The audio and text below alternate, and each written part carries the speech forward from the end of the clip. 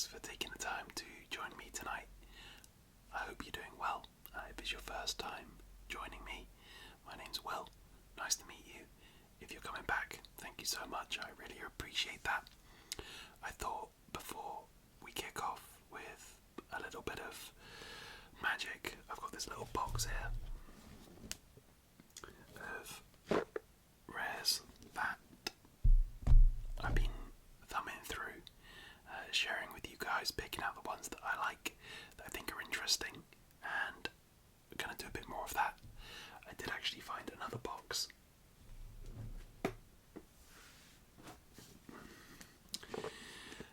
which I was quite excited about because the front card was Stoneforge Mystic. I thought there could be some more good stuff in here, but it's mostly commons and uncommons from like Kaladesh and Amonkhet, so a bit of a shame, but I still thought I'd just show you this nice box. I should have the autofocus working as well for this one.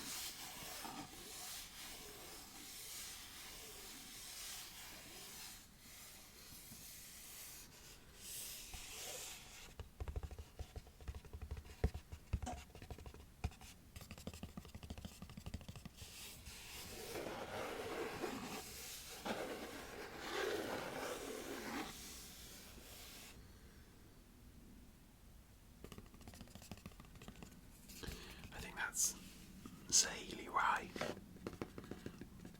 one of the many Planeswalkers from Magic on the box there. So I thought just before I really got into the video and looked at some of these cards, I thought I'd just say thank you to those of you that have subscribed recently. I've been away on holiday with my family for the last week or so, and it was really cool actually getting quite a lot of comments and some new subscribers. It was nice to see a bit of growth in the channel. I've not really done that many videos since I've been back. I don't have an awful lot of time for doing this. It's just a bit of fun on the side of the rest of my life, but it was really cool. I think I'm over 200 subscribers now, and I want to keep going. One of my videos that I did when I first came back, a fragrance store roleplay, that has almost 4,000 views now, which is really cool, and I'm super glad about that. I'm really happy that people are enjoying that video. I'm a little bit disappointed that the video that's doing well is the one where I was against that wall there. The aesthetic of the video is not great. The lighting is pretty blown out. Since I've put this together, I'd like to redo that video. I might actually do that tonight alongside a little video game store roleplay. Point being is, I'm going to do more of that stuff. I like doing these videos too. They're quite nice. It's pleasant for me to go through my old Magic cards and share them with you. What I'm saying is, thank you for the support. Thank you for watching. 4,000 people have watched one of my videos that I did like a month ago. That's crazy. Let's have a look at some Magic cards. So, I love these boxes so much. I think I say that every time, but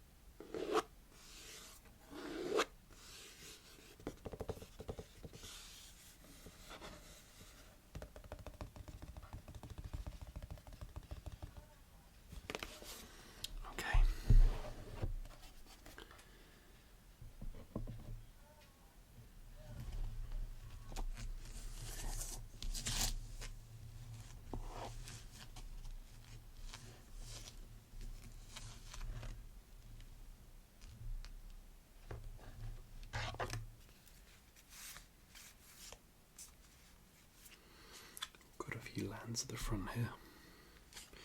We can use it just to make sure the autofocus is working. Yes, okay. Alright, 5 minutes into the video, I think I should probably start actually showing you some cards.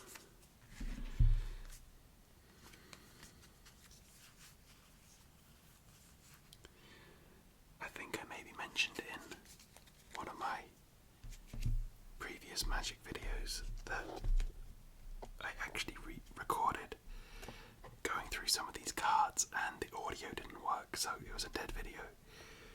But no, I think I am actually pulling from the wrong part. My bad. I have already shown you those. So, let's have a look at this little brick here.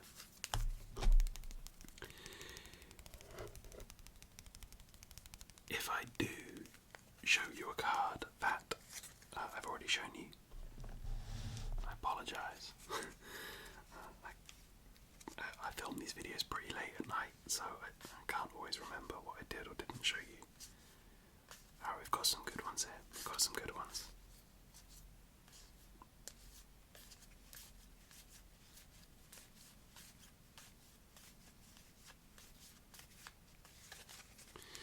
Well, let's kick it off with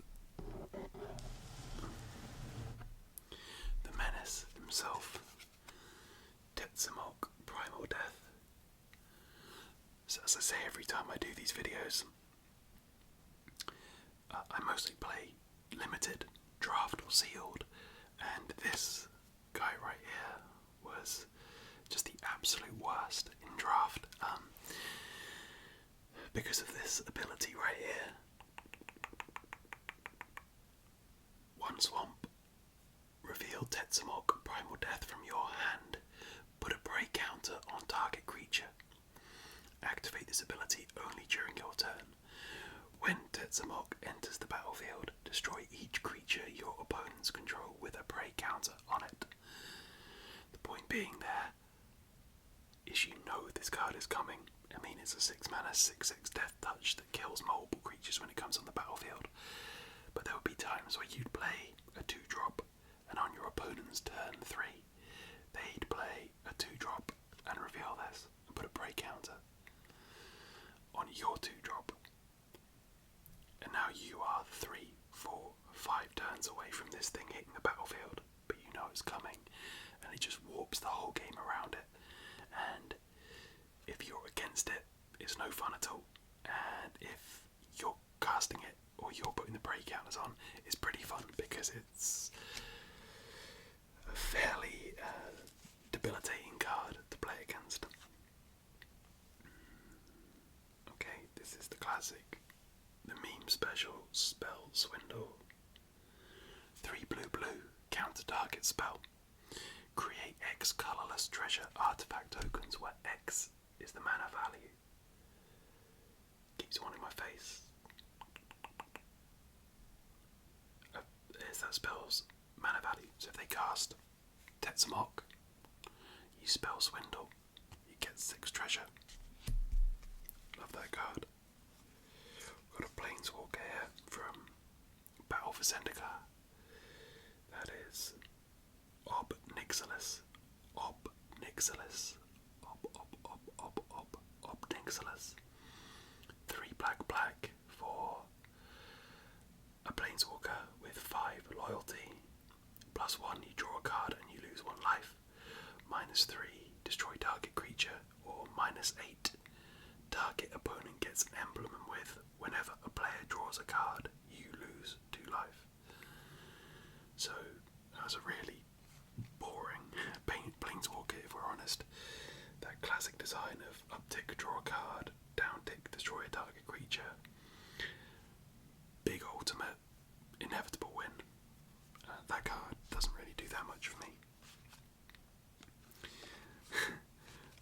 I'm going to give it a go explaining this one, Midnight Oil from Kaladesh, one of my favourite sets.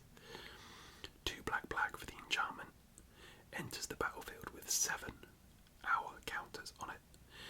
At the beginning of your draw step, draw an additional card and remove 2 hour counters from Midnight Oil. Your maximum hand size is equal to the number of hour counters on Midnight Oil. And whenever you discard a card, you lose 1 next 3 turns, you're going to draw an extra card. But by the end of your time with Midnight Oil, you'll be discarding cards, you'll be losing life, and you won't be able to hold on to anything. Basically, you're getting tired because you're burning that Midnight Oil. The card is not very good, but I would play it every time I got it in draft, and usually get stuck under it and regret it, but it's fun. This is the, I think it was the buy a box promo for Dominaria. The Return to Dominaria set that came out in, I think it was 2018, maybe 2017. There's a new Dominaria set that's just come out. Dominaria United. I was thinking maybe of doing like a draft on Arena and then talking over it, maybe something like that. Little different idea. I'm sure plenty of people have done ASMR Magic drafting before, but I thought it could be cool. Anyway, I'm quite enjoying the new set. It's pretty cool. 4 red, white for a 4/6. Red instant and sorcery spells you control have lifelink. Whenever a white instant or sorcery spell causes you to gain life. Whenever a white instant or sorcery. Okay. Fire Song and Sunspeaker deal 3 damage to target creature or player. God, it's fairly whatever. I guess that's mostly for Commander. Okay, it's a favourite for Cube, and I think it was in Standard as well. Experimental Frenzy from Guilds of Ravnica. 3 in a red for an enchantment that says, you may look at the top card of your library at any time. You may play the top card of your library. You cannot play cards from your hand, and you can pay 3 in a red to destroy Experimental Frenzy. So if you've got a Experimental Frenzy down, at the start of your turn you're going to draw a card that you can't do anything with. You can't cast it, you can't use it. But you can play the top card of your library. So with this in play, you flip over the top card, and if it's a land once a turn, you can put that onto the battlefield. If it's a card you can cast, so if you've got a lot of cheap cards, you can just start playing cards off the top of your library, and say maybe 3 turns later you've kind of hit a wall, or you've got something in your hand you really want to play. You blow this up, you re-access your hand, and you go from there. That's a fun card, I like that one.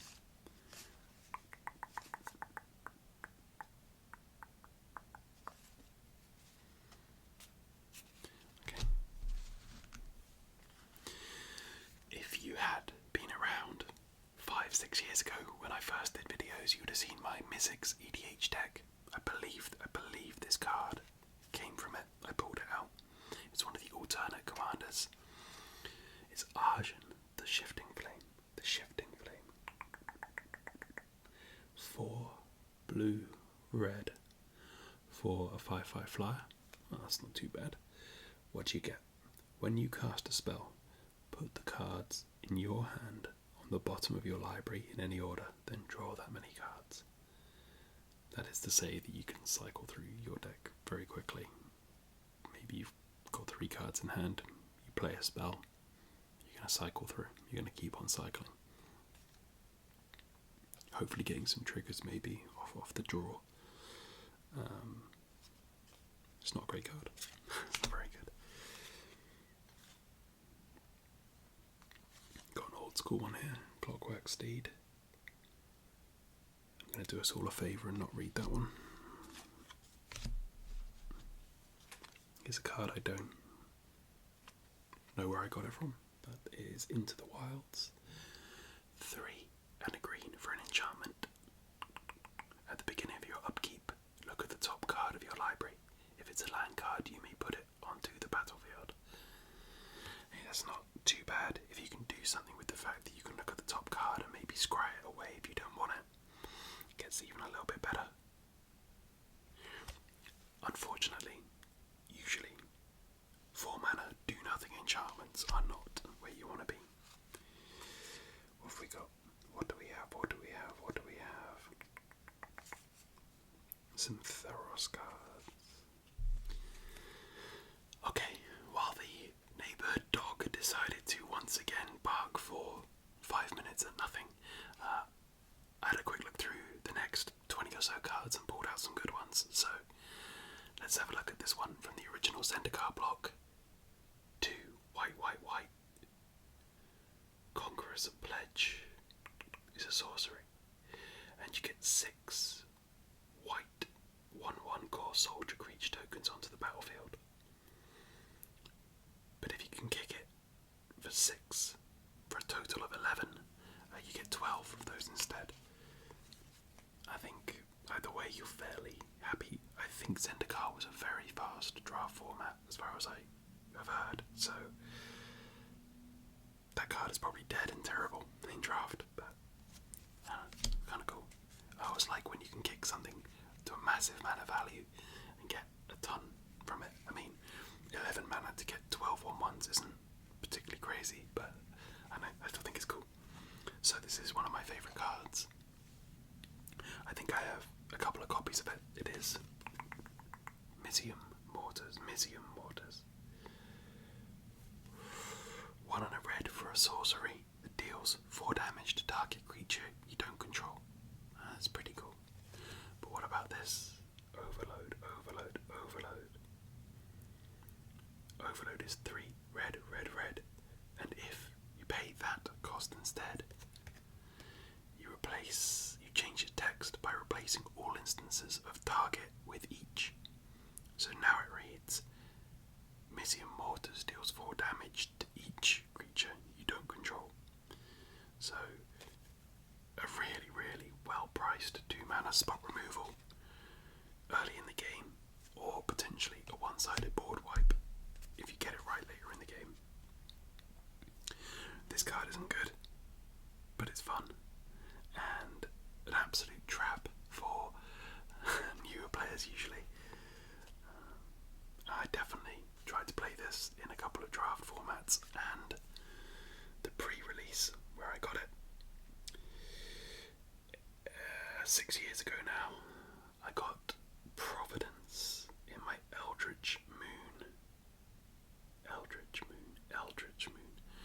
Providence was my promo.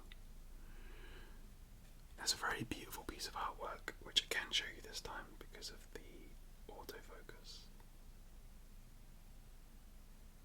That is beautiful. That is really beautiful. And it says, sorcery, 7 mana. You may reveal this card from your opening hand. If you do, at the beginning of the first upkeep, your life total becomes 26. So that is to say, if you have this card in your hand at the start of the game, you can reveal it, and your life total starts at 26. But if you cast it for that 7 mana, your life total becomes 26. So you're on 3 life, now it's 26. You're on 20 life, now it's 26. You could potentially go from being on 6 life to 26. That's pretty exciting, gain 20 life, but that sounds a lot better than it usually is. You're either delaying the inevitable because you were losing and you are now continuing to lose, or you were stable and now you're just even more stable. But once in a blue moon, maybe this card got you the win. And those kinds of plays are what we play Magic for, right? Just that one time that you snuck out a win because you went from 6 life to 26 life. And why would anyone expect you to play Providence? This is the cube staple. Blade Splicer. 2 and a white. When Blade Splicer enters the battlefield, create a 3/3 colourless golem artifact creature token. Golem creatures you control have first strike. I mean, even just on rate, 2 and a white for a 3/3 and a 1/1. That's great. A card that you can blink and create more 3/3s. If you have other golems, they all get first strike. Blade Splicer always a great card and always a high pick in any draft format that it appears in.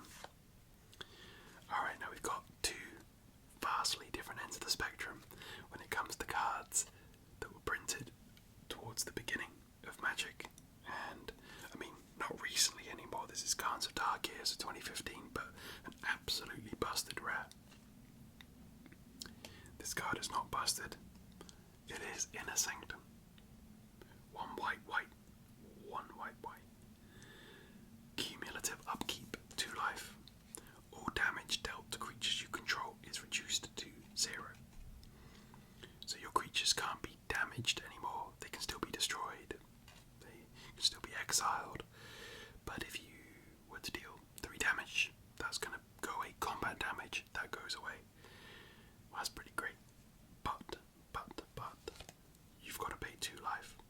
And then the next turn, well, at the start of your upkeep, you have to pay 2 life. And then the next turn, that's going to be 4. And then 6. So, how many turns are you going to get with Inner Sanctum? Now, possibly, you could play Inner Sanctum for 3 mana. And in combat, all your creatures are going to be essentially indestructible. So you play Inner Sanctum and then swing out, and your opponent has to make a choice and potentially throw away a load of creatures just to survive.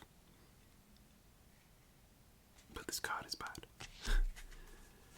On the other end of the spectrum, as I said, Wingmate Rock. Wingmate Rock is 3 white, white for a 3/4 flying creature bird. Okay, that's nothing special, but it has this ability. Raid. When Wingmate Rock enters the battlefield, if you attacked with a creature this turn, put a 3/4 white bird creature token with flying onto the battlefield. So it also has, whenever Wingmate Rock attacks, you gain 1 life for each attacking creature. Okay, so you attack. Whatever happens in combat, it doesn't matter. Creatures don't have to survive, it doesn't matter. You have attacked.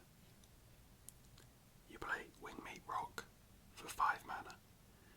You get 2, 3, 4 birds with flying. So that's 6/8 worth of power for 5 mana.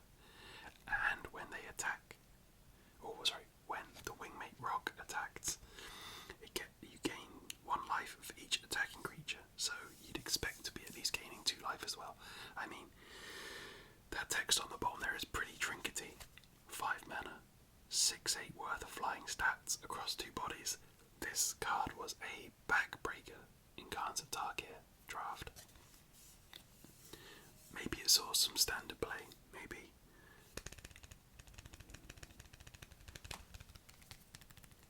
I loved that card. Not that you saw it very often because it is a mythic, but I think I opened it twice in Conquerors of Target drafts.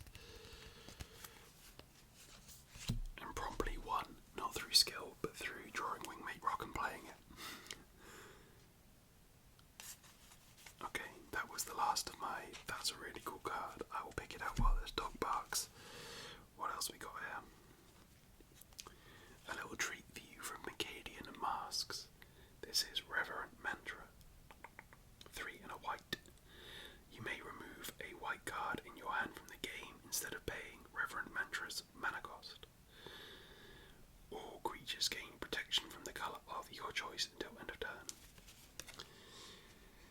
Hey, that is not a card I remember reading or I've ever heard about, but the fact that you can pay it by exiling a white card in your hand, potentially, maybe your opponent is playing all of one colour. You can exile this card and your creatures can't be blocked anymore, or there's a big combat happening, you're completely tapped out, you exile another white card from your hand, and out of nowhere all of your creatures are surviving. It's cute, it's probably not great, but that's fun. And also, again, beautiful old school art from the Rebecca Gay.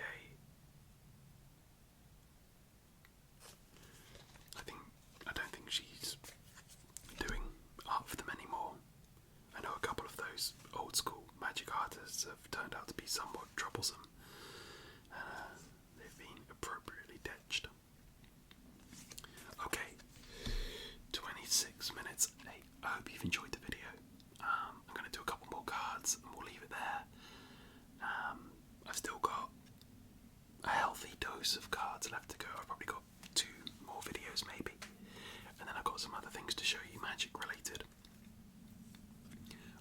Apologies for taking 5 minutes to get into things.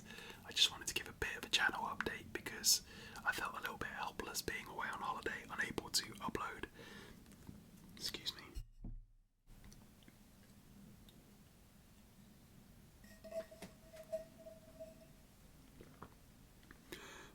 Unable to upload while actually the channel's going quite well, so hey, I'm not overly bothered. Like I said, I'm not doing this to try and be anything or anyone, but I've replied to all the comments, trying to keep up with things, but we know that the algorithm demands content. So 3 more cards. The first one is from Original Innistrad. It is a foil copy of Falconwrath Marauders. Not quite sure why I've held that way. 3 red for a 2/2 vampire warrior. That is not where you want to be. What has it got? Flying and haste. Whenever Falconwrath Marauders deals combat damage to a player, put 2 +1/+1 counters on it. So a card like that, again, I'm thinking through the lens of limited. I can't imagine this card saw play anywhere else.